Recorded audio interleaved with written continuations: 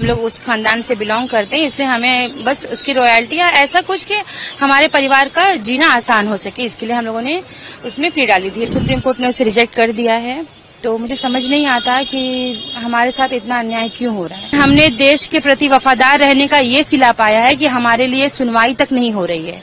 हमारा financial background इतना strong नहीं है कि मैं बार बार कोर्ट जा पाऊं। वो हमारे रेड फोर्ट के क्लेम के लिए, मतलब क्लेम देखिए वैसे तो मिलने वाला तो है नहीं लाल, लेकिन हमारी ऐसी स्थिति है, हम लोग उस खानदान से बिलोंग करते हैं, इसलिए हमें बस उसकी रॉयल्टी या ऐसा कुछ कि हमारे परिवार का जीना आसान हो सके, इसके लिए हम लोगों ने उसमें प्ली डाली थी। लेकिन आज वो रिजेक्ट हो गई। इससे पहले भी हाई कोर्ट में वो 2 बार रिजेक्ट हो चुकी है, तो आज सुप्रीम कोर्ट ने उसे रिजेक्ट कर दिया है।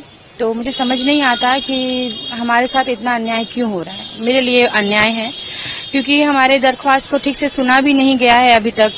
एटलीस्ट वहां पे सुन सकते थे कि हमारा सोच क्या है, हम चाहते क्या हैं। इससे पहले भी जैसे बहादुर शाह जफर के बारे में आप सभी जानते हैं, उन्होंने देश के लिए बहुत कुर्बानियां दी हैं। उनके बच्चों को काटा गया है सबके, मतलब उनके आंखों के सामने। उन्हें इस देश से बाहर निकाल दिया गया, वो मरते दम तक वापस नहीं आ सके। इतनी कुर्बानियां देने के बाद भी, वो भी देश के लिए उन्होंने कुर्बानियां दी थी। अगर वो चाहते तो अंग्रेजों से हाथ मिलाकर आराम से रह सकते थे।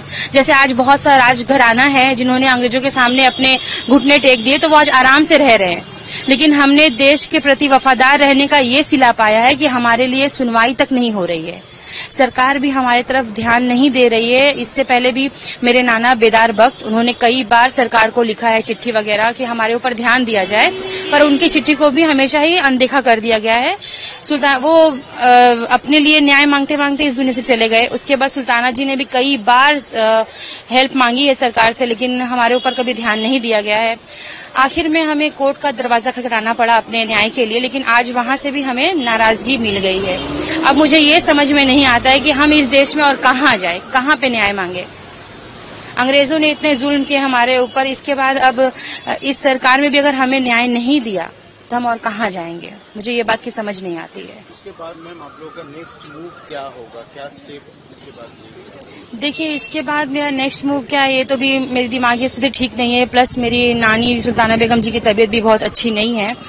तो अभी आगे हम क्या करना चाहते हैं ये तो मुझे ठीक पता नहीं है, लेकिन हमारा फाइनेंशियल बैकग्राउंड इतना स्ट्रांग नहीं है कि मैं बार बार कोर्ट जा पाऊं। मैं इस सरकार से भी अपील करूंगी कि हमारे परिवार की तरफ प्लीज ध्यान दें, क्योंकि आज भी हमारे भारत में मुगलों के ही बनाए हुए इमारतों से कई लाख करोड़ों में रेवेन्यू आती है। उसके बावजूद भी आज उन्हीं के वंशज जिन्हें पास अपना घर नहीं है, एक झोपड़ी में रहने के लिए मजबूर है। तो ये शर्म की बात है, ये बहुत ही शर्म की बात है। फिलहाल लड़ाई तो जो है वो जारी रहेगी, अब कहाँ तक हम जाएंगे हमको पता नहीं है।